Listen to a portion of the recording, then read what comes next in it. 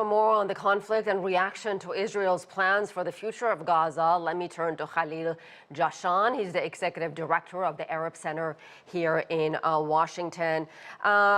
Boy, so much to talk about, Khalil. I want to get your reaction to this proposal by Israel's defense minister, and we should caution and say this is not an official plan yet. It's just a blueprint. No mention of a two-state solution, no mention of Palestinians in the West Bank. What do you make of it? It seems rather vague when it comes to concrete steps, just a lot of general statements. Essentially, I think it's a diplomatic move by the defense minister to preempt the arrival of the Secretary of State. That's what this is all about. It's much ado about nothing. A lot of detail we can talk about for the next 2-3 weeks. It's loaded with very kind of short statements that mean nothing in practical terms.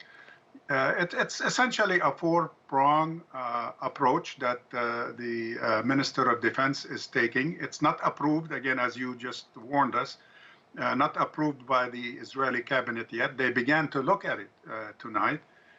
There are some elements in it that are totally opposed. For example, as you stated, the two-state solution, this is totally opposed by Netanyahu and several other ministers in the government. There is no way they can move in that direction. But essentially what they are doing, they're telling the Secretary of State and others, of course the EU is also there, and the State Department has, practically speaking, moved to Tel Aviv the past 48 hours. You have the Secretary of State on his way. You have Hochstein, the special representative of the President on Lebanon dealing with the Northern Front. You have the Assistant Secretary of State, Barbara Leaf. You have the Department Counselor, Derek Chollet. All these people there begging for some cooperation from the Israelis and getting nothing. So what he's telling him is Israel is continuing with its ongoing full Israeli military control of Gaza until its objectives are achieved, i.e. Dismantling Hamas and releasing the hostages. And Khalil, I have to interrupt you because I have so many questions for you, and I know this is a complicated issue. Is it even premature at this point to talk about such a plan? You mentioned Israeli objectives. All along, Israel has said this war is going to continue until Hamas is defeated and eliminated, and until the rest of the Israeli hostages still being held are released. None of that has happened. So why talk about what's going to happen down the road when it seems Israel hasn't achieved its objectives?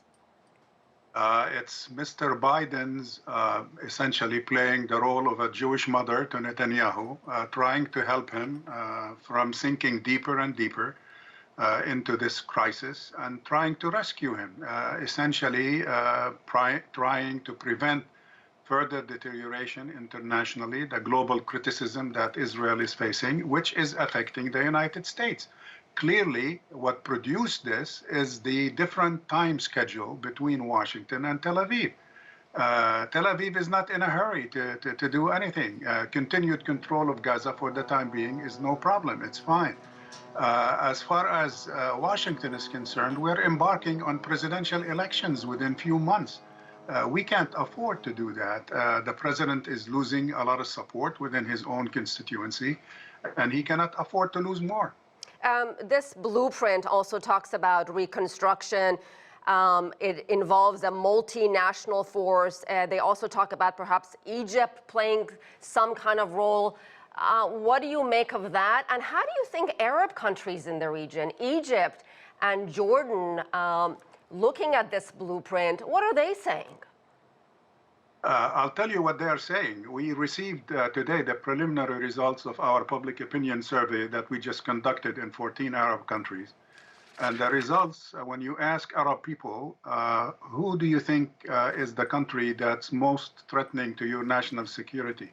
Number one, 60th percentile, is the United States. Number two is Israel. So most Arabs are beginning to feel that Mr. Biden and his administration are the #1 security concern right now. So that's the impression in the Arab world at this point. And very quickly, what about Palestinians in Gaza? I mean, how do they view this? I mean, homes, hospitals, schools, so much has been destroyed. Shortage of clean water, shortage of food.